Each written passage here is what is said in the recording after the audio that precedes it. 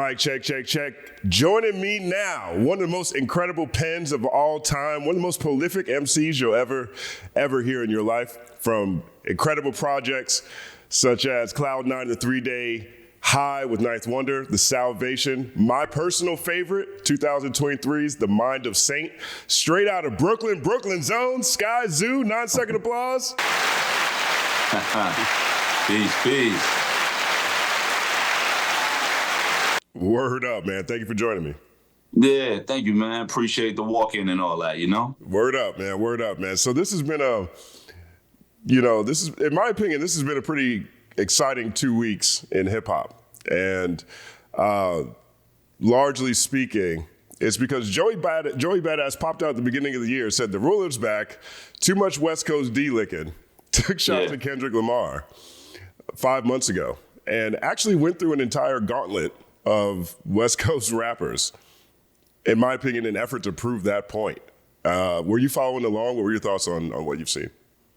Yeah, I definitely followed along. I didn't hear every single joint from everybody who jumped in the ring, right? Like, I felt like there was so many MCs who seemed like they didn't have anything to do with it or weren't a part of the circle or whatever it was. So I wasn't able to catch everything. But I guess I want to say the main players, for lack of a better term, I pretty much heard most of that. Obviously, all the Joey joints and all that. Yeah, it's been wild. You know, I think for me, I'm still trying to get to the essence of it. I guess the origin, lack of a better term, the origin of it.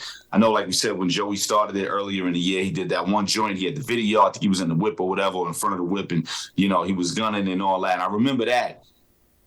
With that, I was trying to, I guess, piece together, like, how it came about or what made it go in that direction. But again, for the art of the sport, I'm not mad at it. You know, maybe I missed out on what exactly it was that made him be like, yo, let me start clapping it. I don't know, you know, but maybe I missed that part. You might know it. You might fill me in. But I don't think you missed it. I think he just jumped out, from my point of view, in a spirit of competition sort of sense. I think he probably had control in his mind, even just judging from what he said on the Red Bull Cypher. It seems like that's what he tried to do.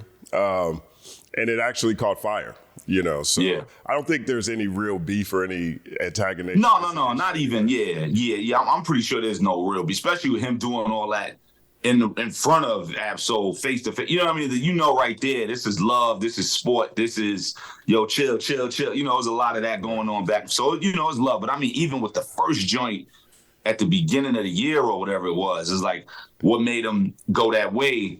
But again, you know, he if you're gonna talk in that direction with anybody, if you're gonna say, yo, I'm here and da-da-da-da-da, and I'm aiming at y'all, then you have to be ready for heads to retaliate, whether it's tomorrow or 6 months later or whatever it is.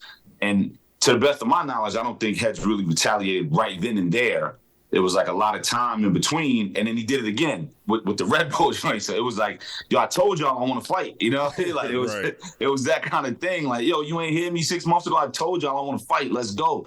And then everybody started fighting. So, you know. Yeah, it's interesting to see. And particularly, which is one of the reasons why I really wanted to talk to you about this.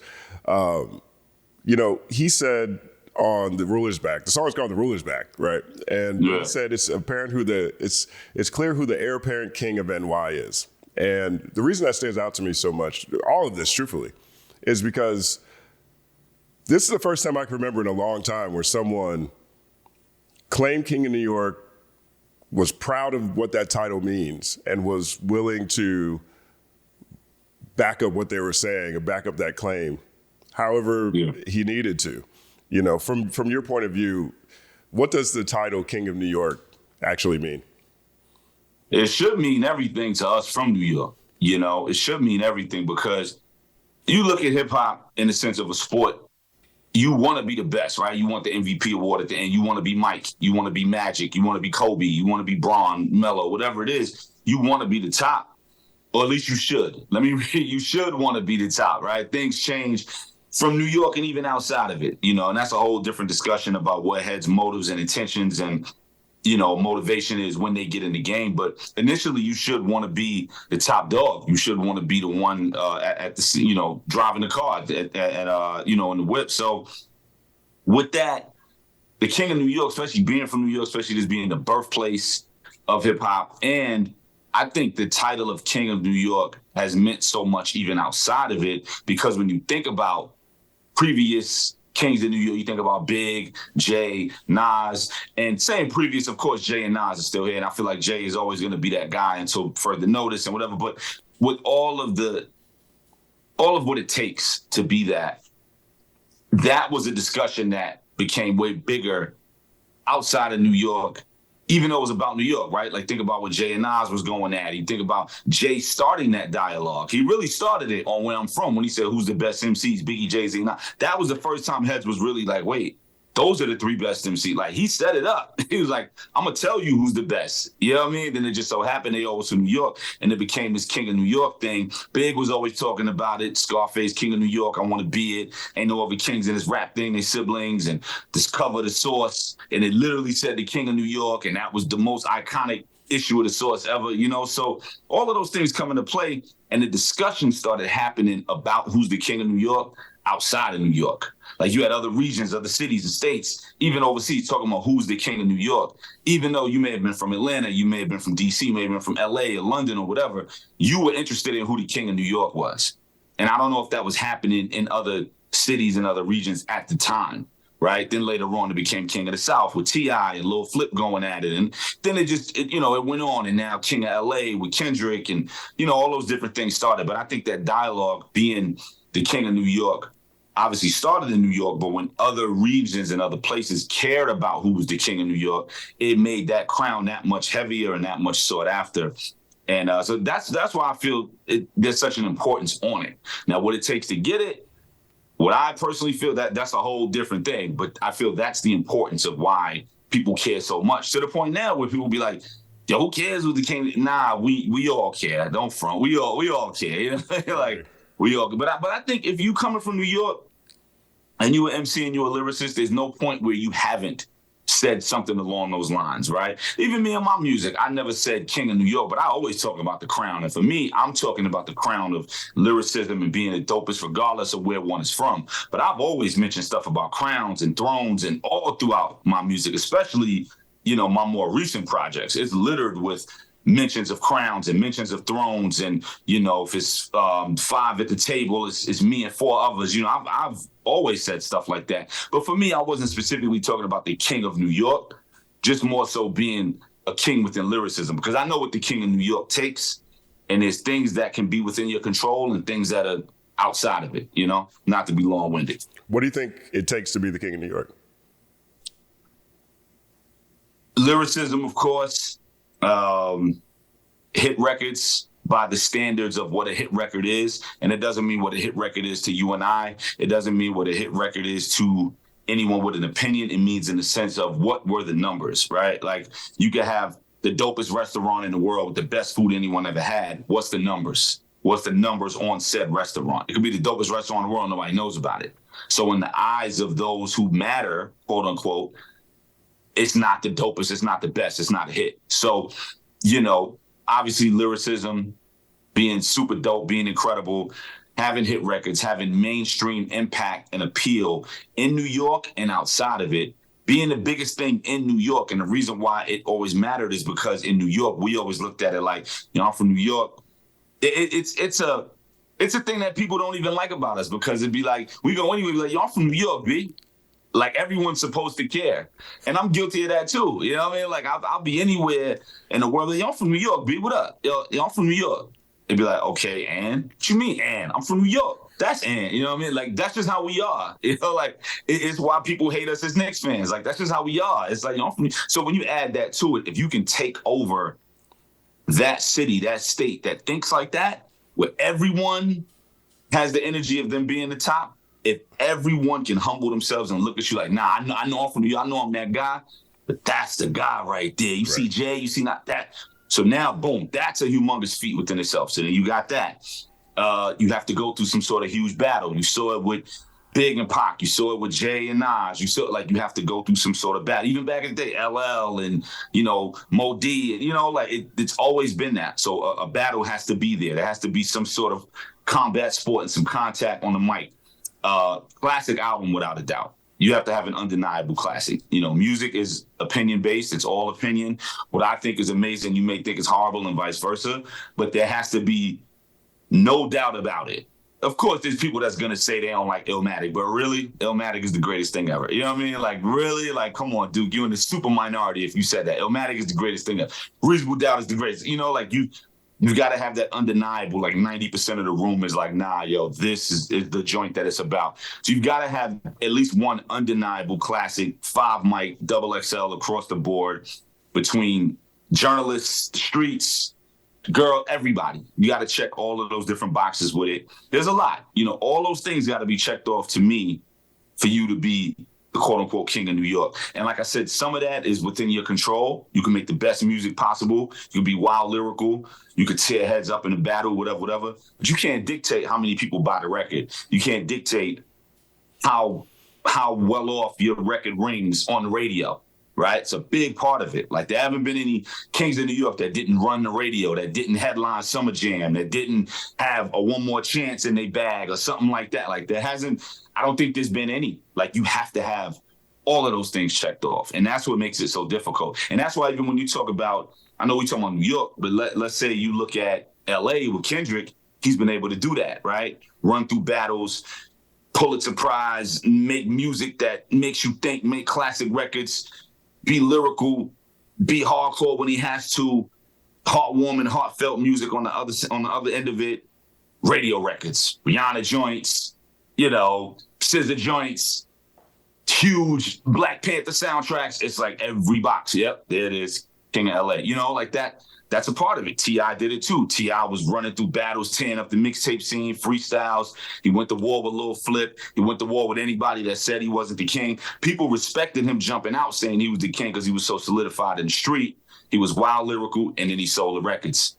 He had the Why You Want to Go and Do That, Love. Huh? He had the records. He had the girls. He had the radio joints. He was headlining Birthday Bash. King of Atlanta, King of the South. You know, like all those things, you look at the pattern, all those things got to be checked off.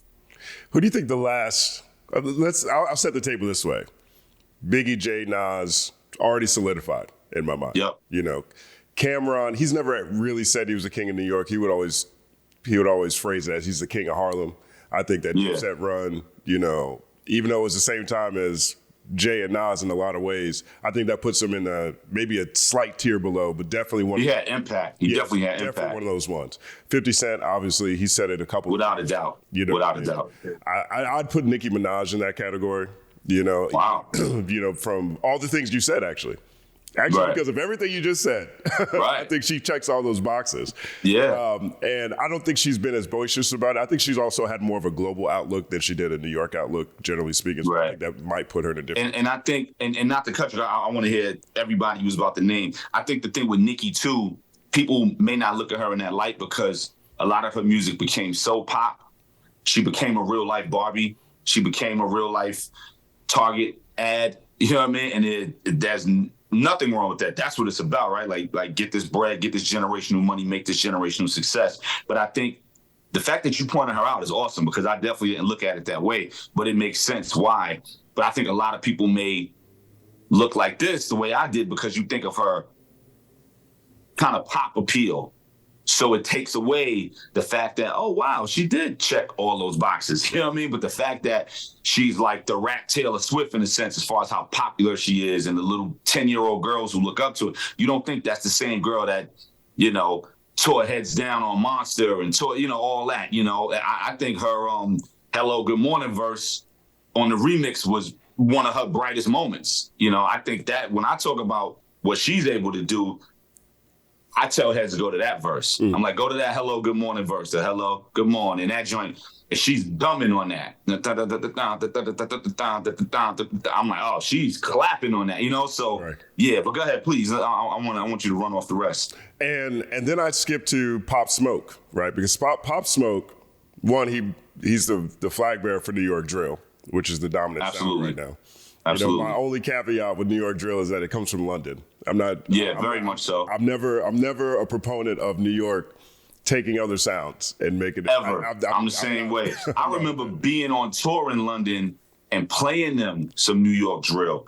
And like some of my friends out there that I be with whenever I'm in London, and they was freaking out When I played it for them, they was like, yo, they sound like us. And they started laughing. In real time, I caught the reaction, and they was like, yo, they sound just like us. Like, they was blown away and laughing at it. Like, yo, what are they doing? And I was like, yeah, this is what's running New York right now is the drill. They was freaking about that, but go ahead. Yeah, right. And so, I mean, I don't want to take that away from what Pop accomplished, and obviously, rest in peace, his reign was short, but he cared about it. He rapped about being the king of New York. So, and I think he was definitely crowned that posthumously, right? I would say, as soon as he passed, like, his lore went crazy, even though he was killing the radio, he was killing the commercial aspect. You know, I don't remember him really going through a battle like that. No, because I'm thinking drill, you're not really, even if you, like when these kids is battling the drill, they talking about things that they shouldn't be talking about, right? Like they're bringing certain things to life and it becomes tragic and it becomes all of these things that it shouldn't be. But I think with Pop, a lot of people crowned him that because they saw what the potential was and what it was going to be. You know, it's kind of like a kid getting out of the league after his rookie year. And it's like, yo, he got the rookie of the year. He got the all-star rookie game MVP. He got this.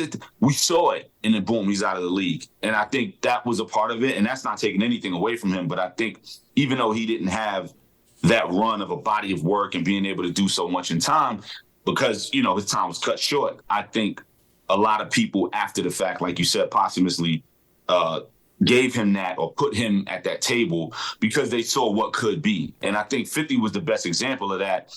50 has, you know, glowed about Pop on and on, you know, while he was alive, but even, you know, more so once he was gone, he was so upset about it. Right. Like, yo, how did this happen? How did y'all let this happen?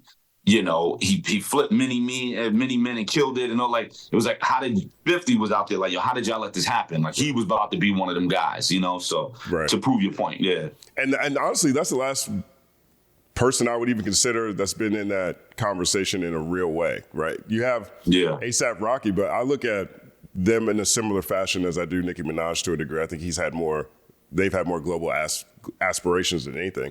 And then also they lean so heavily on Memphis, Houston, and Cleveland that they fall into the same drill route. Agreed, 100%. As dope as they've always been, absolutely. You know, the thing about New York as well, if we really just talking about King of New York, you have to have that sound, right? And it doesn't mean you have to be stuck in 88 or 94, but it means you have to have a sound that is reflective and representative of our city and no one else's. And I think that's why even with the drill, it won so quick in New York because these kids never been to London. They never been to the UK. They don't know what's out there, you know what I mean? So, you know, you can trace the A$AP sound back to Houston and Memphis and all that. You can't trace back to London if you don't know nothing about it. You never been, you don't have a passport, you never. So in their minds, this is all new. In their minds, it's like, yo, this is a new sound. This is represent New York. Meanwhile, my homies in London is like, yo, that's us. You know what I mean? So, you know, but I think for me, I think the closest to that, but the reason why they don't get it,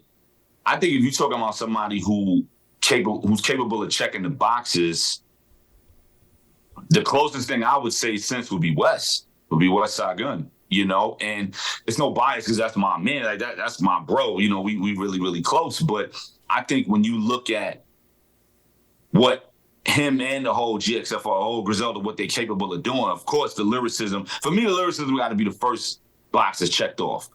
Right, if you're gonna check any box first, that to me is the box you check off because I'm a lyricist, so I'm gonna go there first, right?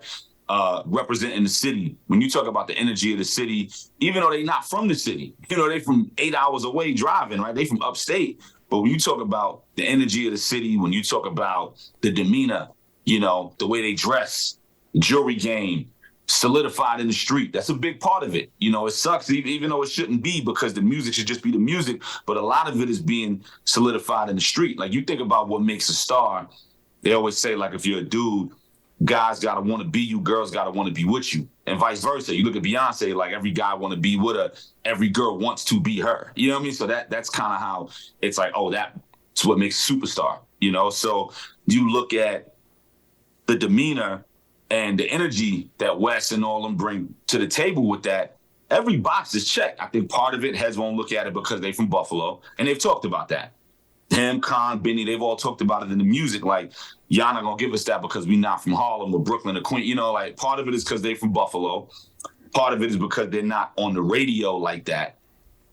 But if you look at the ones who are on the radio and you look at them, they in the same clubs, they got the same jewelry, they got the same clothes, they got the same money, they got the same cars. So it's like all of it is there. They're just not on the radio. They don't have a Rihanna record. They don't have a SZA record. They don't have, that's the holdback. That's what holds it back. They don't have the club banger ringing off. But when you talk about checking all those other boxes, the classic records, classic albums, Griselda, without a doubt. West, without a doubt, to me, I think was the closest we've had in most recent times. Right. But he's not going to get the call because there is no huge radio record. There is no, and that's by his own design, right? He's like, yo, this is what I'm making. And that's a testament to his success. He's successful because he's like, nah, I'm making this. I'm wearing 300,000 worth of jewelry and I'm wearing, $10,000 minks, but I'm rhyming over doom type beats. Right. That's the genius of what makes it work on so many different levels. But they're not going to give him that king role because you're not on radio all day, because no matter how much money you have, there's still this radio-driven mentality where those people may not know you or may not know you yet, So I think that's the holdback. But for me personally, I think the closest we've had who would be a West, without a doubt. I'd agree with that. I definitely agree with that too. Yeah. And so that brings us back to Joey Badass, right? Because Joey, in my opinion, is in a very interesting spot, right? Because prior to this year, I don't think he was on anybody's radar musically at all right now. I think that's fair to say. Absolutely. And, now post last week, he's gone through one of the most unique battle situations I've seen ever. Yeah. I mean, just generally speaking, he picked a battle and won. And it became one. First thing it did was it became the biggest story in hip hop, arguably. Yep. Arguably the biggest story in hip hop. I'd say it is the biggest story in hip hop because its only competition to me is the Diddy trial, right? Right. And I don't necessarily think that's a hip hop story. I think that's a crime story, right? Right, absolutely. Two, if you're a battle rap fan, for example, people have been waiting on Daylight versus Loaded Lux forever. Yeah. By proxy, he gave us a look at that. He gave the appetizer. He gave the appetizer for it, so that's putting on for the culture. Three, he came out repping New York City, particularly, in a way that I haven't heard anybody do in a very long time. He represented it outward. He represented it against artists from other places, predominantly the West Coast, but he represented for that. And four, he actually claimed this. He's the first person in a long time that I've heard. It's almost as if he picked the crown out the storage locker, shined it up, put it back on, and claimed it, right? Now, if you look at his career holistically, he's an actor, right? So he has been able to build his name for himself outside the city and outside of what he's at least originally known for. Yeah. To a generation, 1999 is a classic mixtape. 1999 is a classic mixtape to a generation. And his first album, Before the Money, did 250,000, right? Which is, in that environment, that's a lot. That's without a doubt. That's platinum plus in the early 2000s. Without a doubt. Without a doubt. Now, he hasn't, in my opinion, broke big through music yet. I don't think he has. And I don't think he has the commercial success that we talked about in this conversation. Right. But if you add all those things to the fact that he's 30 years old, he's clearly in album mode. Right now he's got Essence covers.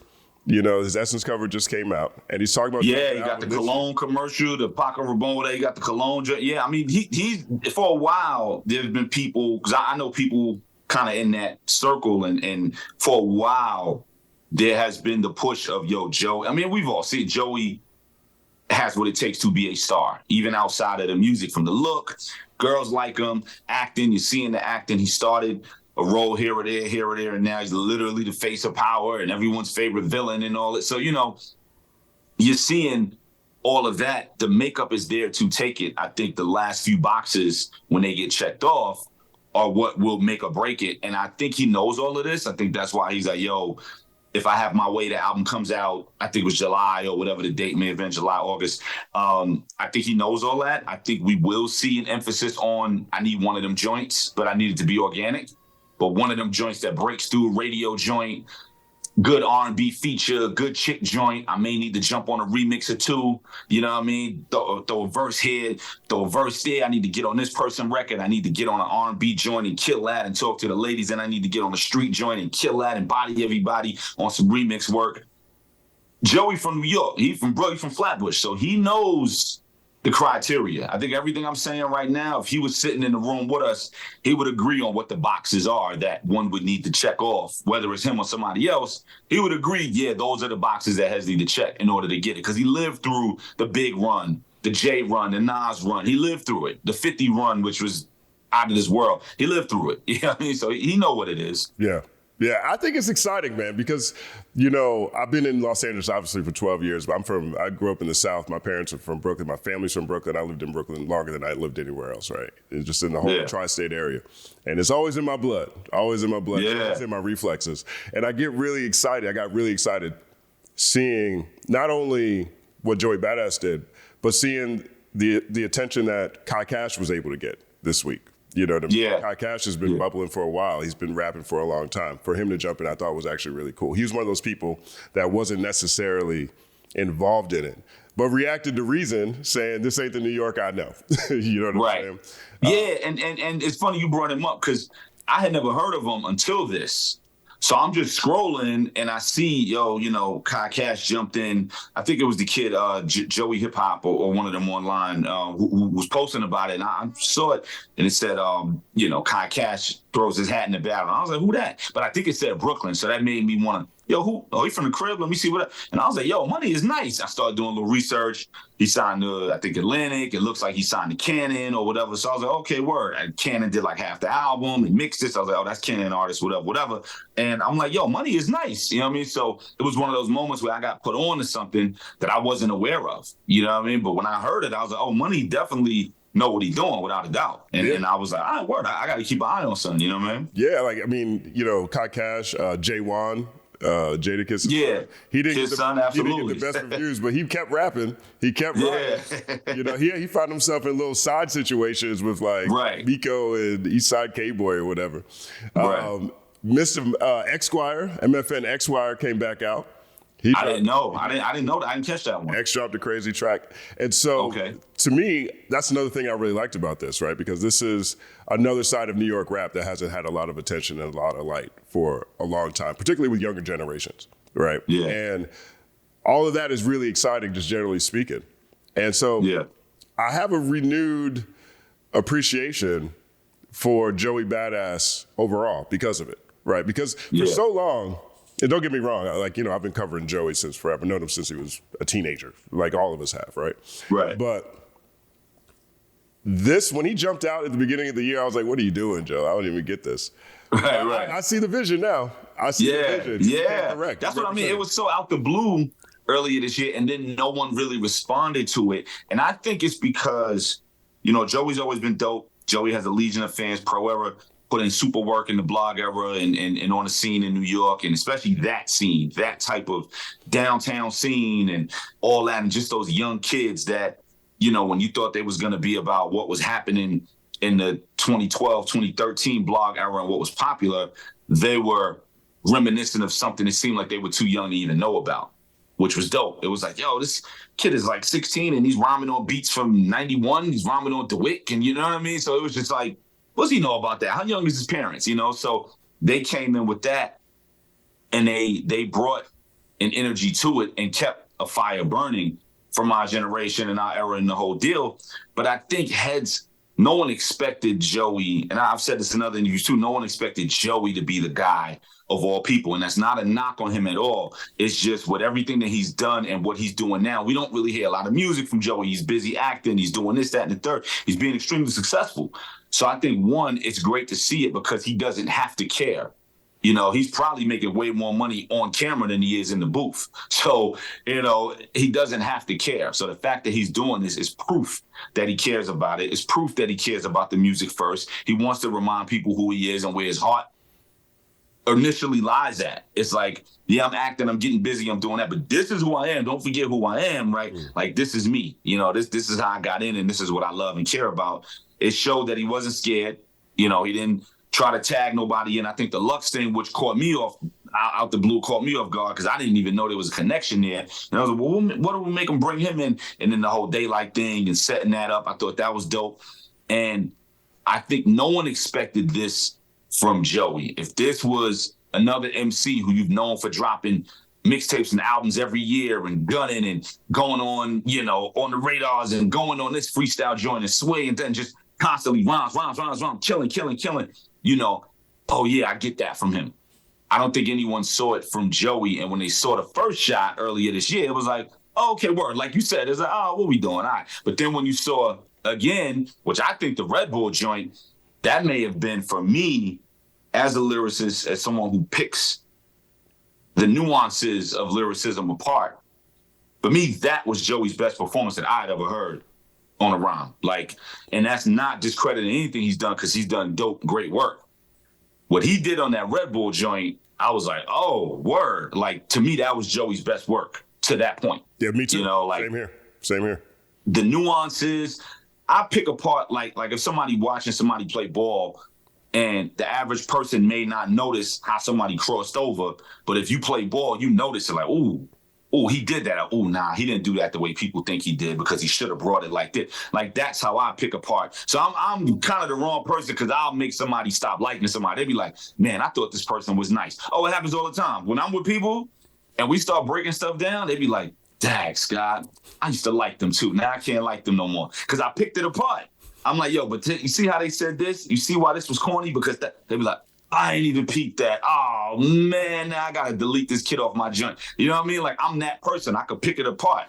So when I'm listening to Joey on the Red Bull joint and all the nuances and the pockets and where he's at and what he said and when he brought back this couplet and I was like, that's the moment. That was the best I'd ever heard of. And then he just kept gunning from there. I think now, and what Joey's probably doing in the lab every day, now it's blueprint time. Right. You dropped a bunch of albums, you dropped mixtapes, you got low for a minute, but you always was in the public eye because of acting.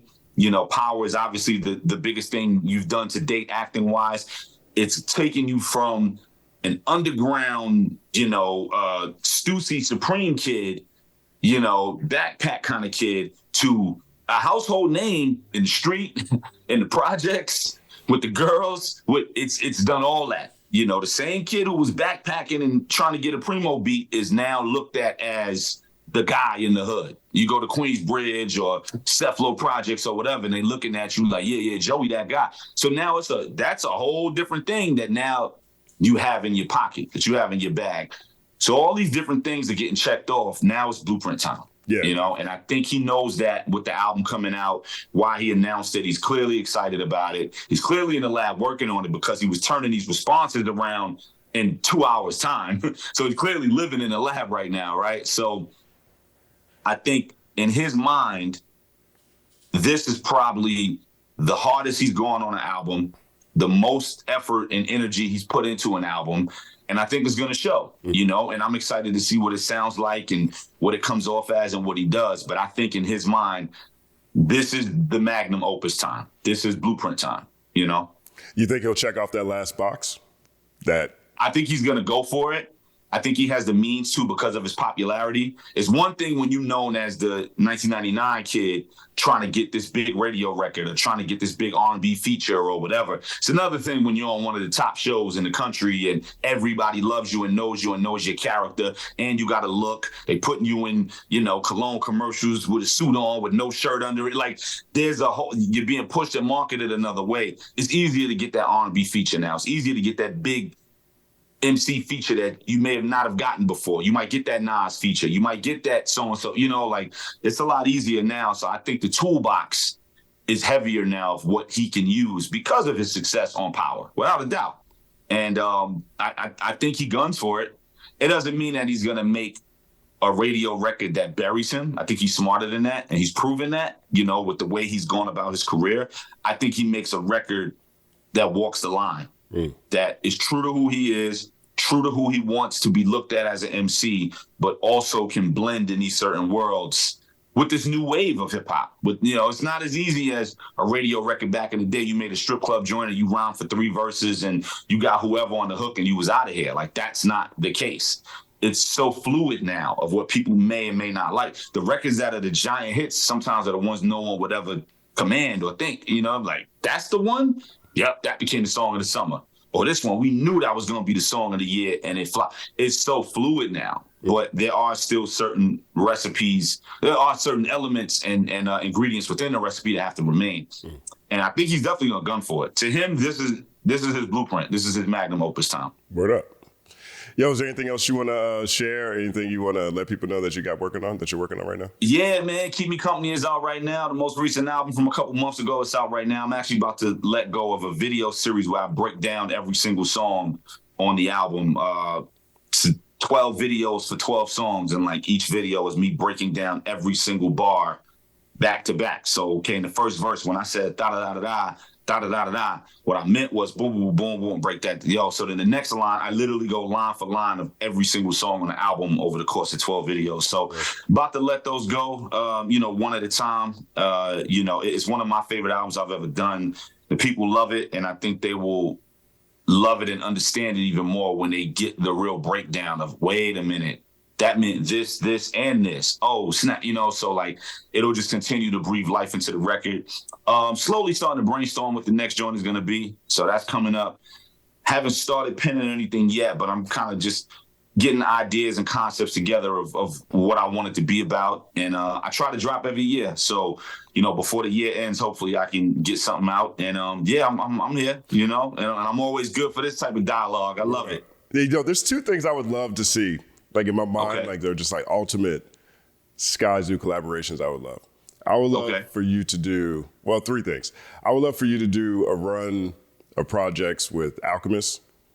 Me too. I think that'd be incredible. Absolutely. I don't know if you guys have been talking, but you should be talking more. We spoke once years ago, and he said he was down to work, but you pass by in the industry, passing ships. I think I was on tour, and he came to one of the shows. Yo, what up, baby? Boom, boom, boom. And, yo, yeah, take my number. Let's build. It was one of those type of things, but we just never got the chance. So I actually went to his lab once with my man Rick Gonzalez. Shout out to Rick, Realm Reality, and we He took me to his lab once, and we was in there vibing, but Al was burning it down, so I don't even know if he remember who all was around. It was a packed house, and he was being Al. He was burning it down. It was a cloud everywhere. But that's one of them things I would love for sure. Yeah, and I'd love to see you with Madlib.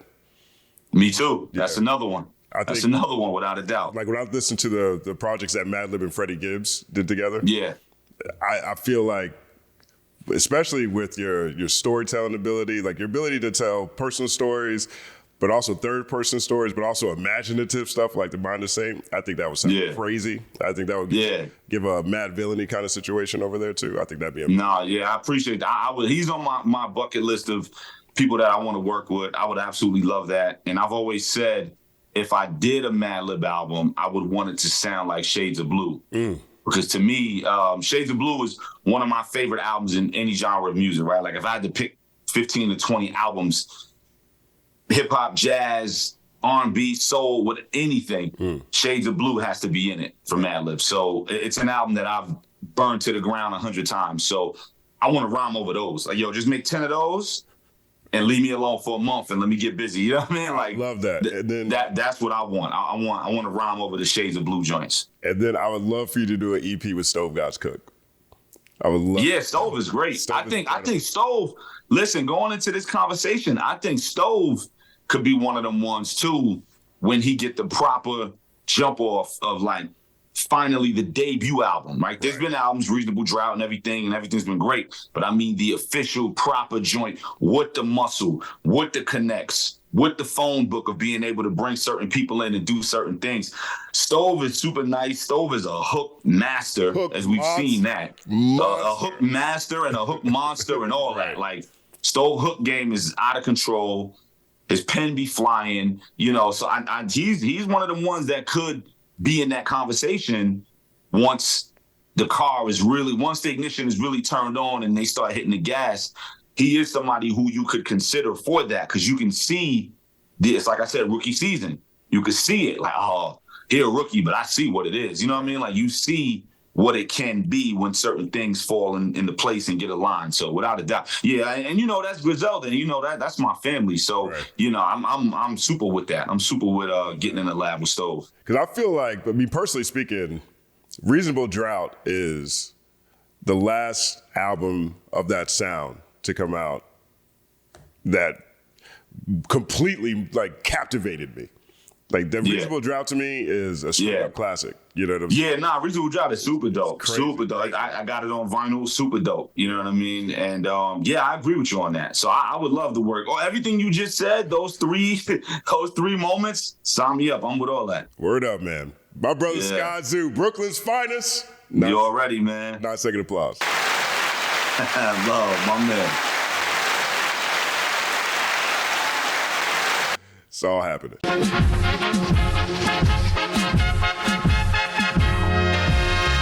Justin Hunte is here, it's all happening.